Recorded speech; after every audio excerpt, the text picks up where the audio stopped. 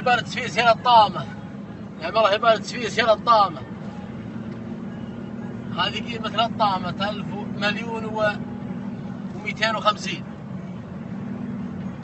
الله يبارك فيها ويعوض علينا ويرزق راعيها. من اللي شراها؟ شراها الموسى يطول عمره. موسى عنها فردية ببلة ما شاء الله تبارك الله.